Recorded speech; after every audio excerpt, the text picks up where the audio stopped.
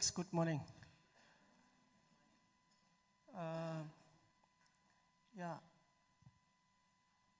Okay. Yes, was given this task of giving the first keynote address. As you see on the slide there, the title is Putting the First Year Experience into Context at the University of Fort Current Realities and Future Hopes. If you look at that formulation of the title of my presentation, you can see that it's a bit of both the real and the ideal, the aspirational. So what I'll be talking about are our realities around first year experience in the institution, as well as what we hope to achieve in the future. So my presentation is both the real and the aspirational of the first year experience at Forte. Maybe as a starting point, let me just outline my presentation, that I hope that my presentation will cover all of these, the impetus and the imperatives of a first year experience program at the University of Forte. I also talk about the first year experience programs, activities and practices institutionally. And I think I'll share with you also the need for us as the institution, and I hope this helps others in other institutions as well, to have a perspective or a theoretical frame for all of our first year experience activities and programs.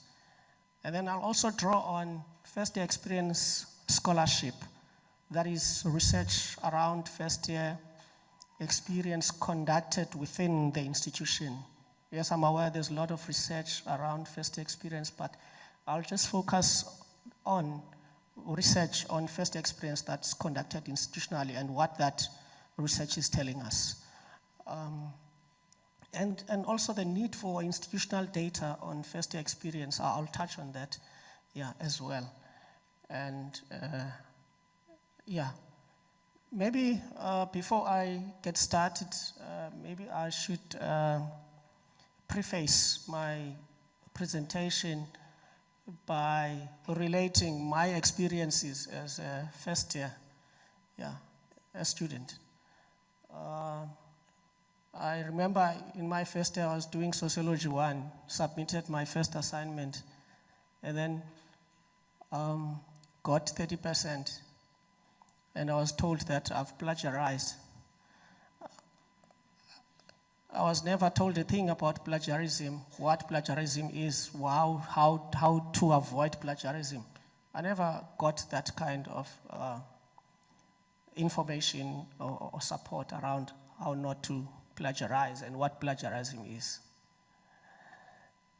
So I had to figure it out myself on how not to plagiarize. I had to school myself on plagiarism and how not to plagiarize. And my marks were gradually improving. Next assignment, it was 45, still below 50. And then the next until I got to 50%. So that's one experience as a first year student. And my other experience is that I missed a class. I relied on the notice board for classes, not knowing that classes have been shifted, rescheduled, and this was done through email. At that time, I didn't have an email address. I didn't know what an email was, actually, so I had to start off by learning what an email is and to have an email address. Otherwise, I kept on missing classes because classes would be scheduled using the emailing system. So those are my realities, you see, as a first year student. So when I was preparing this presentation, I thought, okay, let me reflect on my own experiences first as a first year student. And and I think some of the experiences that I went through myself are still real for our modern day first year students. Yeah. Okay, now coming back to the presentation. Can you scroll? Yes, next one. Yeah. Next one too, yeah. In my background and introduction, I first thought about first year students and academics dealing with first year students, that they are experiencing university differently compared to first year students of yesteryears. And academics of nowadays, I experience, engaging first years differently from the academics of yesteryears. So I first started by thinking about that. And that these first year students are faced with a myriad of challenges, which include transitioning from high school and the move to face-to-face or blended, that is online modes of teaching and learning. And I think focus has been mainly on these two on the academic side, yet there are a myriad of these realities that students are faced with. Other challenges that first year students are faced with concern their realities, their socio-psychological well-being, their identities. And in my presentation, I'll be touching on those as well, and how in the Forte context we are dealing with such. And I want to make a point also in my presentation that we need to approach FY issues in a more deliberate, intentional, and focused way, and stop this ad hocism that characterizes first year programs, practices, etc. So we need to have a well-coordinated, and I'll touch on how we can do that to have it more coordinated. In fact, we've begun work at Forte to ensure that our activities and programs are integrated and well coordinated, so that there's coherence. And then I also look at research conducted and see if there are themes, specific themes, in that first year experience research, so that it ceases to be just makeshift interventions. First year programs and activities are makeshift, but these need to be embedded. These need to be integrated into all the mainstream programs. And, but I'll also, make a note of all those pockets of good first year experience programs and practices, the isolated pockets. And I'll be arguing in my presentation that these good practices around first year experience need to be lifted and elevated to an institutional platform for replication by others and for emulation by others who are working with first year students. Now, as I was actually preparing this, I thought of questions that my talk would center around. And one of those is, what should constitute a well-coordinated FYE program? The next one is, how might a responsive first-year program look like? And then the third one is around measuring the success of, or evidencing the success of an FYE program. How could we do that? And related to these questions, there are other questions, in my mind around, for example, who are these first-year students? Do we really know our first-year students? Who or what should they become? You see, do we know what we aspire to achieve with them? Do we know what we want to get them to be? So the whole question around the becoming, you see, of a first-year student. And in order for us to get there to where we want them to be, then what programs, what initiatives should be put in place? So I thought about those questions, and I hope these questions will be answered in the presentation. Now, as a starting point, so I have to think about what drives the development of an FYE program in an institution. And I thought about our institution, for example, about those things that would make a good FYE program. Yes, there is one that we're all familiar with, that there is need for a smooth transition, a seamless transition, you see, of first-year students from high school to the university, which in most cases it is not. And the need to address the articulation gap that exists. Articulation gap, we're all familiar with that concept, where, for example, we say students don't meet the learning requirements of a higher education program, where we say students, for example, have gaps in their learning, and there's gaps in the conceptual knowledge that they bring. So we often say that, and that is given that concept, articulation gap. And so we want our FYE program to address the articulation gap that exists between high school and university. And the often not so talked about imperative, you see, is the encounters with coloniality. Most of our first-year students encounter the realities of coloniality for the first time when they come to the university. And in a number of ways, starting, for example, with the language, starting with, for example, the people they meet. It could be that they were never in a heterogeneous space. Some of them have always been in a homogeneous space where they see people of their own color, of their own race. And so it's for the first time when they come to the university that they encounter those. Now the symbols, the statues they come to meet when they come to the university, which symbolize, coloniality.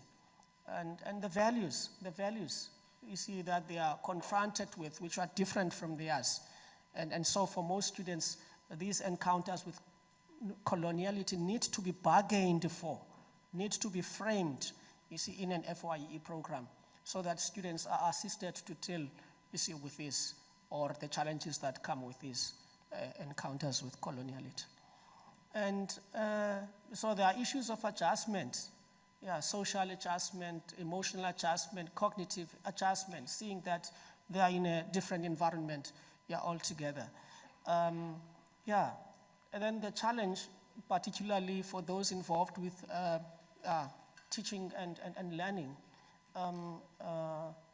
this move from face-to-face to online, which is now mandatory, that the mode of delivery of lectures is blended.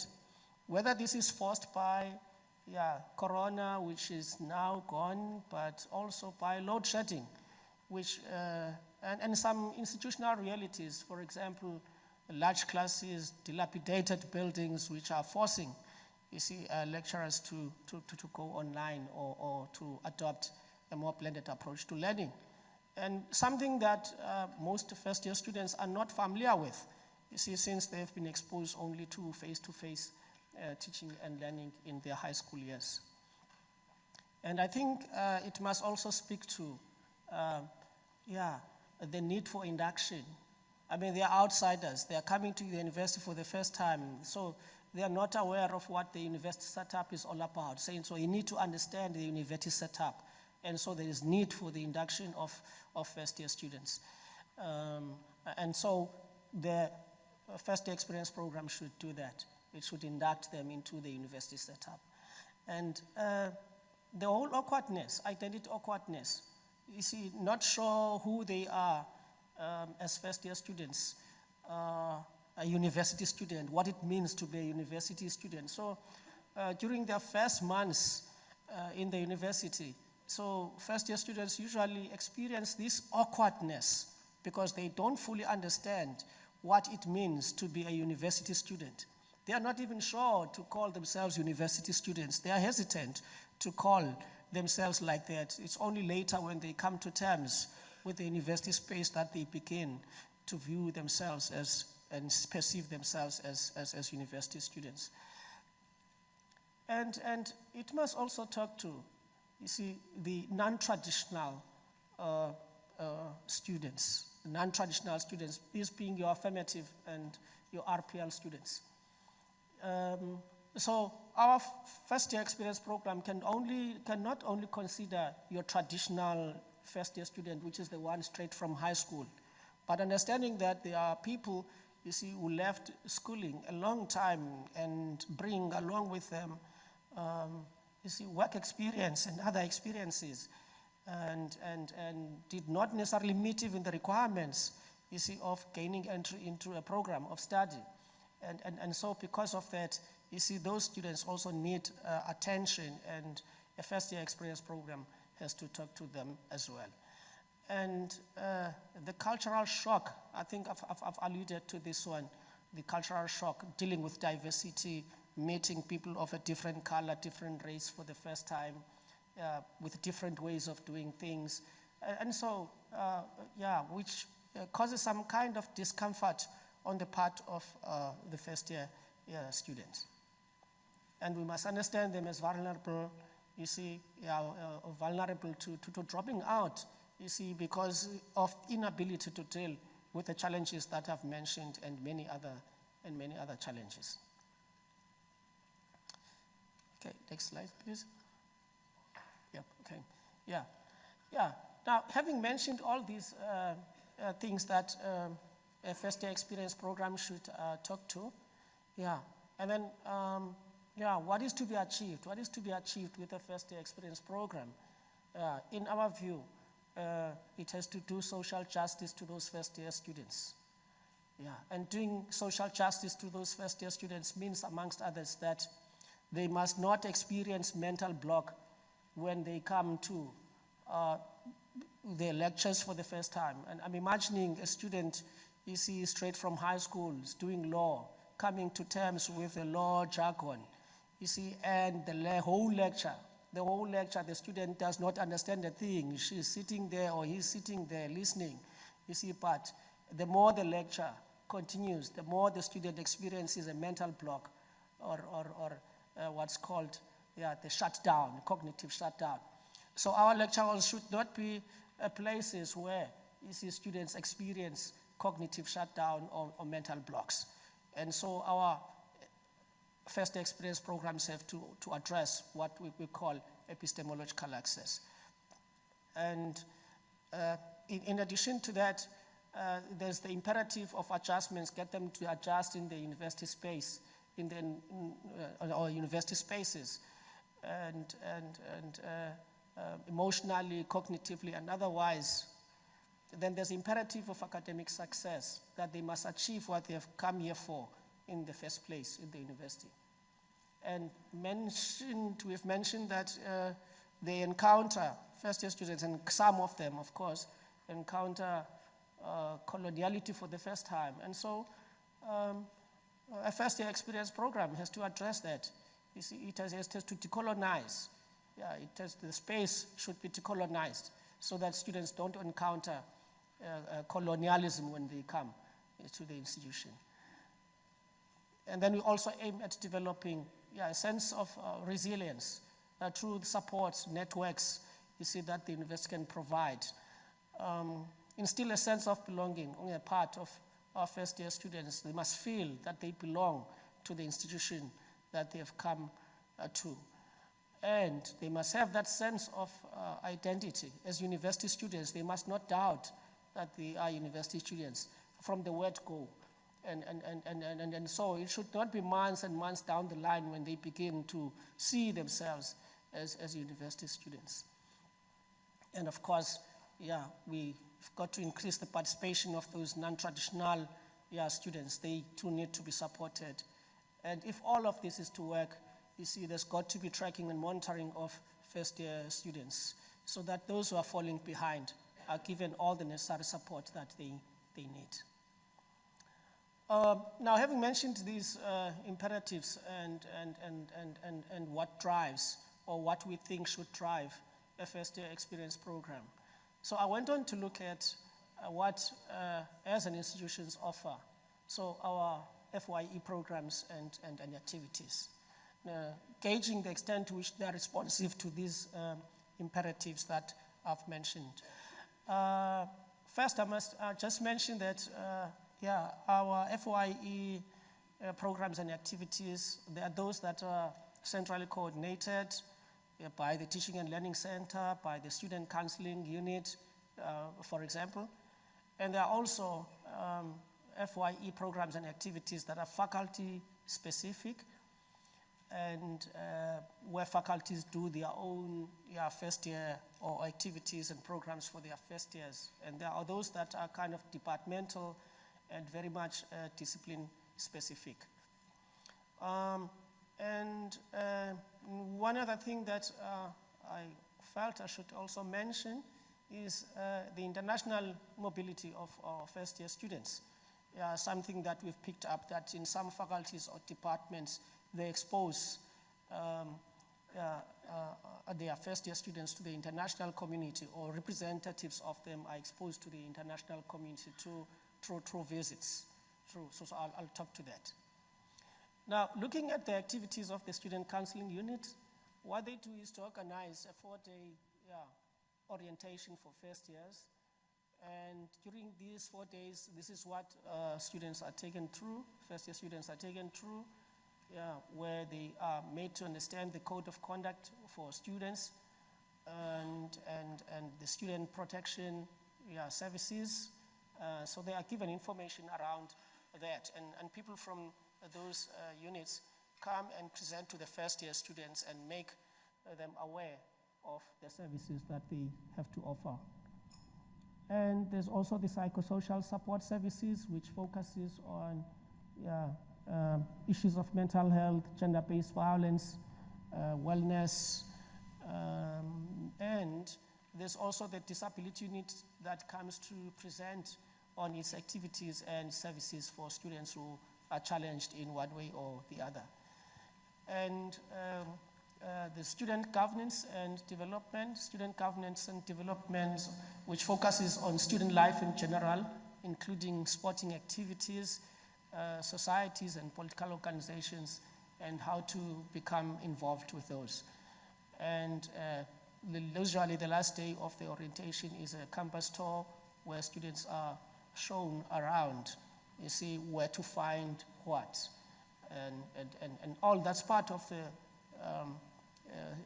4-day orientation, which is a once-off thing conducted by the Student Counseling Unit.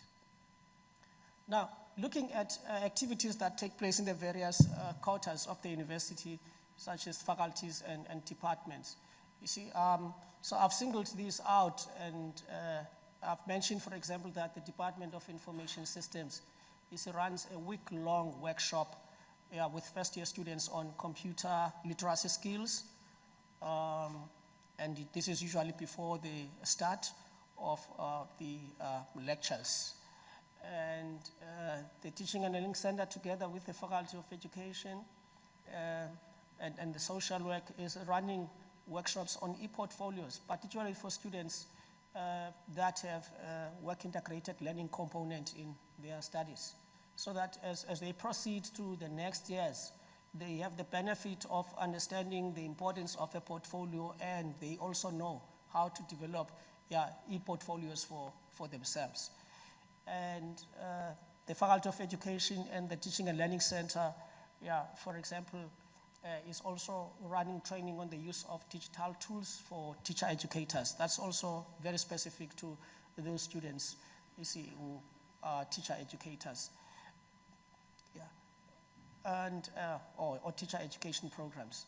And what's included in that use of digital tools for teacher educators is what the use of tools such as blogs, wikis, interactive videos, visualization tools, infographics. So that those are the contents of what those students are taken through. And what health sciences does, particularly those for nursing and rehabilitative studies, is that they are introduced to their learning models. And by and large, the model that they are exposed to from the start is problem-based learning. So they don't just implement problem-based learning with their students, but they first orient their students on the kinds of learning activities that are expected, or that they would be subjected to, and it being problem-based learning for nursing and rehabilitative studies. And the TLC also coordinates shared learning sessions with lecturers and tutors. In other words, they organize sessions in which there is sharing of experiences, the sharing of resources, the sharing of expertise amongst first-year experienced practitioners in the institution. And of course, there's Blackboard training and support that's offered to all first-year students by the Teaching and Learning Center. And so each faculty actually has a scheduled session for its first-year students. In fact, 2 scheduled sessions before the start of lectures, where first-year students, are taken through Blackboard so that they know the platform that's used for teaching and learning purposes. Of course, the student counseling unit is a mentoring program where students, our first-year students, are assigned student mentors. And I must also mention the peer-assisted student services, which are also run from the Teaching and Learning Center. These include the supplemental instruction program, the language and writing assistance program, as well as the extended learning environments program. Though this is a voluntary program for students, but main takers of these peer-assisted student services are your first-year students, and they have proved to be very much helpful in a number of ways, as our research will indicate later on, that how first-year students have been assisted by these peer-assisted student services. We will talk about that later on when we look at research that we've conducted institutionally about our first-year students. Now, I mentioned the international visits or international mobility of first-year students. So I must just mention this International Week of the First-Year Students, which took place on the 23rd of April to the 1st of May in the Department of Healthcare and Social Work. This was in the Wensheim University of Applied Science in the Netherlands. So in the Netherlands. So first-year students attended this, and this was organized by Dr. Esselman, who's a UFH academic. And so this is something that other faculties and departments can emulate. Okay, the next slide. So I also felt about the need to frame our first-year experience activities. And I think framing is important in the sense that it gives the scope of operation for a first-year experience. It kinds of orient and provide the intent and the motivation.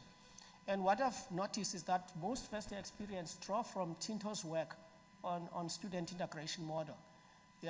But one thing that the Tinto model does, is to talk about students' ability to assimilate into the university culture. And the students need to detach from their established norms and taking values of higher education and discard whatever values that are not assisting them, in their journeys as university students. And I've also noticed that, there's a growing trend of using Holland's theory of figured worlds, particularly in dealing with issues of coloniality and decolonization. Where students' identity and students' agency is used.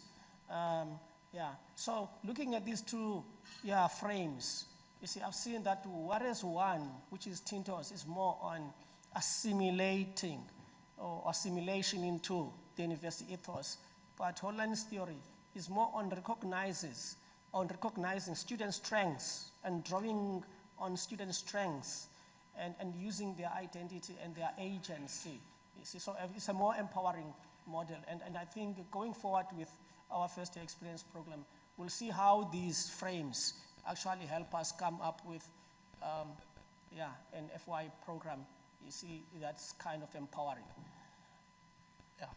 And yeah, I also looked at scholarship.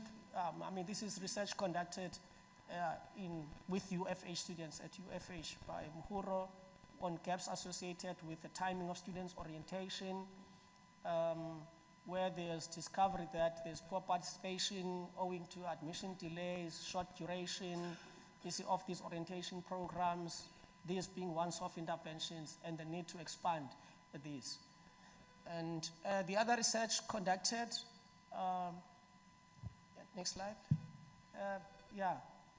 is on decoding and decolonializing the technocratic university, rural students' digital transitions. Yeah, it's on digital transitions. So there's research that was conducted on digital transitions, particularly of first-year students. And this research involved 40 students. And yeah, and there's also, another research that has been conducted at Forte, next slide, which is on rural transitions.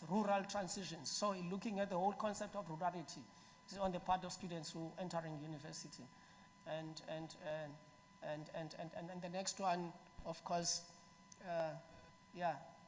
is also on colonial students' experiences of transitions from rural contexts. So I won't talk much about this, but I also thought that our research conducted in our own context, needs to inform or further develop and improve our own practices instead of just conducting research. And going forward, we will be looking at this research conducted institutionally to help improve and enhance our FYE programs. Now, the other one that is interesting on the supplemental instruction program and how the supplemental instruction program addresses some of the things we've mentioned that are imperative to an FYE program. The assimilation into the university culture and ethos, the acquisition of academic literacies, acquisition of study skills, graduate attributes, the unpacking and exposing of difficult areas, the development of a sense of community and belonging, and the improvement of marks. So it's a research that we conducted with our supplemental instruction program, and we found that our supplemental instruction program was responding to those students' learning outcomes or students' outcomes, the 7 of them that I highlighted. It was very interesting because we thought that students are just going to the SI sessions just to improve on their marks, just to understand the contents better. But we were actually surprised to find that our SI program is responsive to a number of things that first-year students encounter when they come to the university. Yeah, next slide. Okay, and one other thing that I thought we should also include institutional data. There's need for institutional data. We can't just guess who these students are. We've got to know who these students are, what these students' needs are. And I've looked at tools that are used by others to make sense of their first-year students, to better understand them. And these include the Cooperative Institutional Research Program, which is a freshman survey, which is administered at the point of entry when students enter into their first years. And there's another one there, your first-year college year, which is administered at the terminal end of their first year. And so I felt that, adapting and adopting some of these tools so that we have something that we too can use that's comparable, that we will use as a base for our FYE programs. Next slide, please. And so in conclusion, colleagues, I think I've gone beyond time. Now having gone through all of this and trying to synthesize all of that, we've seen that there are pockets of good excellence or in the FYE program, and that these need to be consolidated. All those good practices need to be consolidated. All these success stories need to be elevated to an institutional platform for emulation by others in the institution. And that where there are gaps in our FYE program, so we should see that as a niche for intervention. And we've underscored the need for an orienting perspective, a perspective, that not only fosters assimilation, but also encourages the use of students' agency and identity, a much more empowering frame. And of course, greater coordination and integration into the mainstream of all of our FYE activities. Thank you.